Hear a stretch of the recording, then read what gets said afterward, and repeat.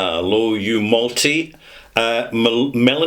melodious missionaries, and thank you to Alan J.H. for that malt mention, introducing Whiskey Review 1058 here in the Whiskey Bothy, which is the name of the channel, the Whiskey Bothy. In this bothy, which is a traditional stone, simple, humble building, I review whiskey and other quality spirits, and I'm just taking the opportunity to review, in this whiskey review, some Irish whiskey, which has gathered my attention actually recently. I really feel that in 2024, Irish whiskey hasn't been getting enough attention. But one of the reasons for that is the high price of many Irish whiskey brands. And also there are new Irish distilleries who are selling whiskey without actually declaring that they've bought in casks from other distilleries, and they're bottling it as their own brand. And of course it'll have a totally different flavour from their own make spirit when it becomes ready to be bottled. Now, not every distillery is doing this, but some are. It's so exciting for Irish whiskey because they don't get restricted in the same way that Scotch whiskey makers are in having to exclusively use malted barley. In Ireland, you can use a combination of unmalted and malted barley. You could use completely unmalted barley if you wanted, although that's highly unusual. And also you can use other grains in Irish whiskey. You can use oats, and oats give a delicious, rounded, creamy texture to a young whiskey. And you'll find this in a brand called Drumshambo, which I do recommend you look out for.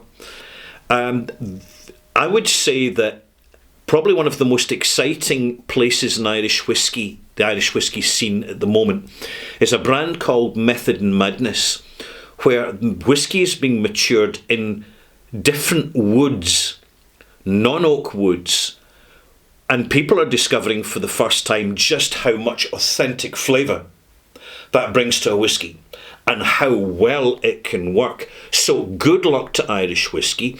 Unfortunately, in Ireland, because of the way the system works, they have the highest rate of tax and excise duty in the whole of Europe. Yeah, it's not Sweden or Norway or one of the Calvin... Oh, excuse me a second. Uh-oh. I've got a wardrobe malfunction. Broken cork. Not unusual. What am I going to do about it? Well, I don't have a corkscrew, but I do have a pair of pliers. Okay, I know. You say, I hear what you say. Oh, Ralfy, you shouldn't do that. You should have got the corkscrew. But the cork is well and truly, you can see that? The cork is well and truly bonded to the side of the bottle. That's not unusual. In the meantime, I'm just going to pour the whiskey anyway, but I'm going to use the spoon handle as a barrier.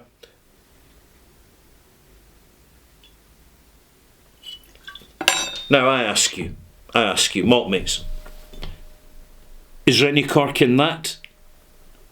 And even if there is, does it matter? Not particularly. Cork lying in a glass of whiskey doesn't affect the flavour whatsoever.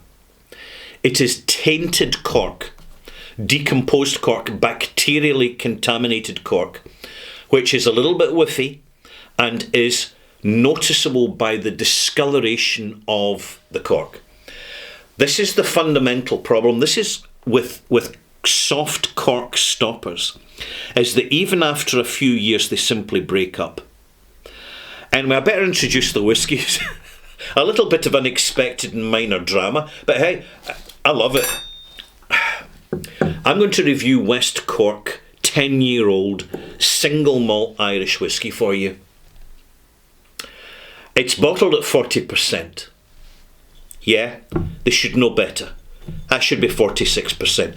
When you're looking at a small distillery down in the south of Ireland, right down, down the south east, west.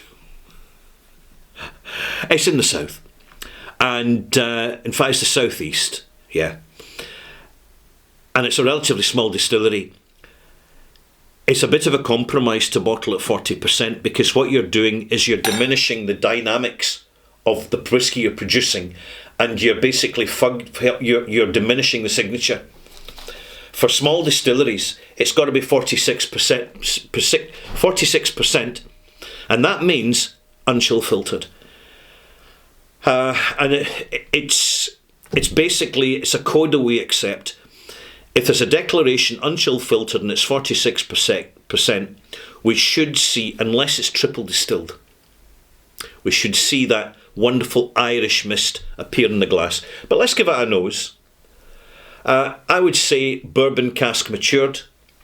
And just for disclosure, malt mates, I didn't buy this bottle. Shock horror. I was given this bottle several years ago by a friend of mine called Andy Bell. Hello, Andy. And we basically did a bottle swap. So he has no connection personally to this distillery. So I am reviewing without prejudice. I make it a point, if I ever review a bottle but I have not bought myself physically, directly, then I will give that note of declaration. It's only fair to you.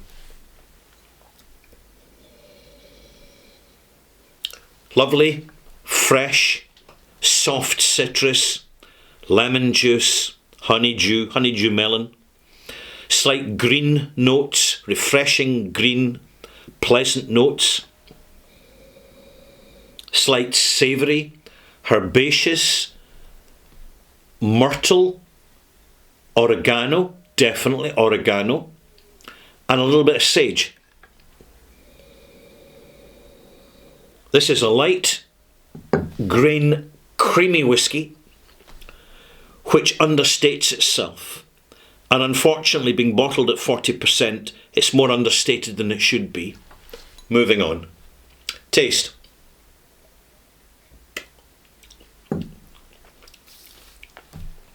Clean as a whistle. Zesty. Very refreshing. Lovely, rich, full integrated, soft sour and soft bitter notes. So we're getting a good sensation dynamic. Sensation being salt, sweet, sour, bitter and savoury. But we're getting a good sensation dynamic coming through here. This is not a heavily engineered whiskey. They're running slow stills. They're making clean distillate. I have to say it is working. But at 40%, it's a little bit understated. It's definitely losing the dynamic. And unfortunately, I do suspect chill filtered, that does not help. It really is not helping at all. I'll add a drop of water once I've had another wee taste here. I'm looking at the coat lines in the glass, and they're thin. In fact, they're just exactly what you would expect from a relatively young whiskey, which hasn't had a significant amount, of cask influence. So I suspect there's a combination of refilled ex-bourbon casks and some fresh bourbon casks going on here. Another tasty.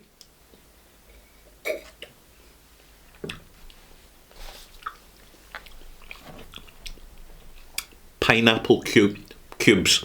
Now, to explain pineapple cubes, it's a confectionery.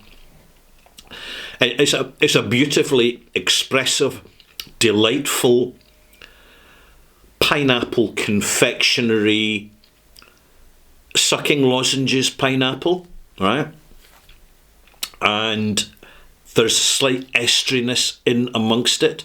There's also a slight mild mint or buttermint note, which works really, really well in just supporting that pineapple, that fresh and sort of slightly savoury brulee note. What an interesting whiskey, and exactly what we're looking for from Ireland, what we expect to get. It distresses me, malt mates, that even today, amongst experienced whisky drinkers, one of the only points of reference we tend to go on is just another version of Redbreast or Jameson's. We need to be able to move on. We know there are many other distilleries. We've just got to be patient while they prepare what they're good at doing and deliver it, hopefully, competently, and not at 40%. It doesn't work. Fine for the tourists will love it, but for real whisky drinkers, who are the bread and butter of the modern small distillery, it's just understated, and I don't mean that as a compliment, but the potential's there. You can see the signatures there, and it's delightful. I've added some water now. I'm looking for a little bit of Irish mist, but as I've already explained, I doubt we're going to see any.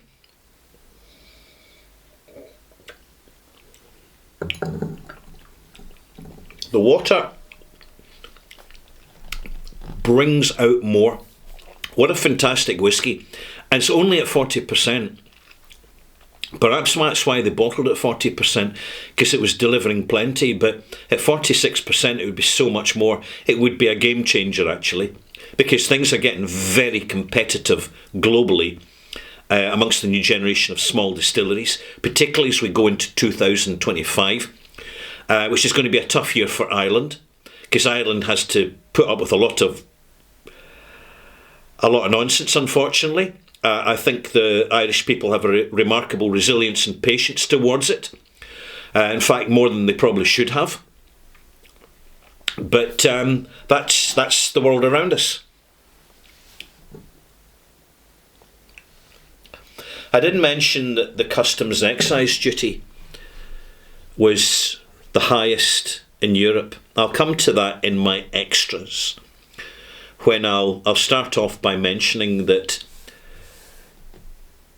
one of the major obstacles to any distillery in the world now is social politics,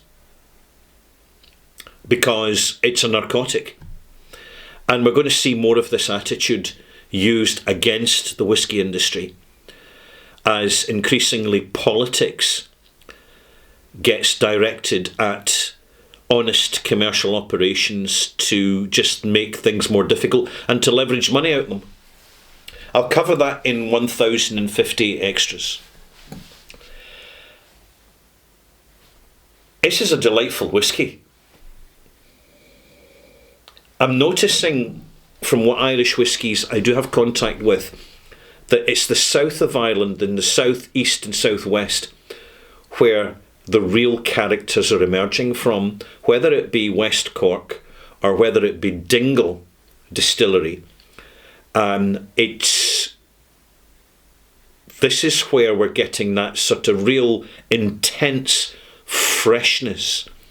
I would say that over the next couple of years we're going to see a resurgence in, unfortunately, overpriced and far too expensive traditional Irish pot still whisky. I think that it's more costly to make than standard malted barley whisky. However, the ultra premiumisation of it is unfortunate. Let's focus and conclude with this review. I was planning to buy a bottle myself, but never got round to it. I'm looking at the prices of Irish whisky, and I find there's just too many good options at home where I am. Although I'm in the middle of the Irish Sea, it's so easy for me to source really good Scotch single malt whisky. And although I will explore Irish whisky certainly with a short season of reviews in 2025, it's never at the forefront of my radar, because even now, the singularity of Irishness, it's not prominent enough. But we're seeing it appear. We're seeing a modern Irish whisky industry really, it's taking its time, but it is finding its feet. And these whiskies that are matured in cherry or chestnut or some other exotic woods, definitely there's a real buzz and excitement around them. And it really, the chameleon nature of the Irish style and signature of whisky is that it works wonderfully well with any cask you throw at it, anyone at all. Final notes in this West Cork. Lovely cologne note. Now, eau de cologne, if you had the perfume, it's a combination of lavender and thyme. Roughly 50-50. And it's got this kind of savoury, sort of herbaceous note, and also aromatic and slightly orchid. You find that in this. This whiskey's an absolute joy. I'm going to give it a good mark, but I'd give it a better mark if it was 46%. And, you know, and just giving just a little bit more factual information. The information we're looking for, it should be there. It should be on the label of the bottle that it's been unchill filtered, but obviously not. It's natural colour, but it should be stating its natural colour. There should be more reliable engagement through the bottle.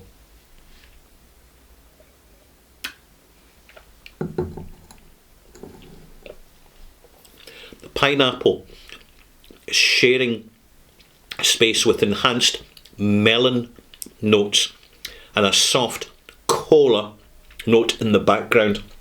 Delightful. If it was 46%, it would be 82 out of 100. But it's 40%, so it's 80 out of 100. That's my malt mark for West Cork single malt Irish whisky. Good luck to the distillery. Good luck to all the Irish distilleries. And hopefully they won't have their businesses ruined by bureaucracy. I'll go into a bit more detail in the extras because we're kind of coming to the end of another year, and I just wanted to give a little bit of general feedback as a whisky drinker. We'll see you then, malt mates. Bye bye.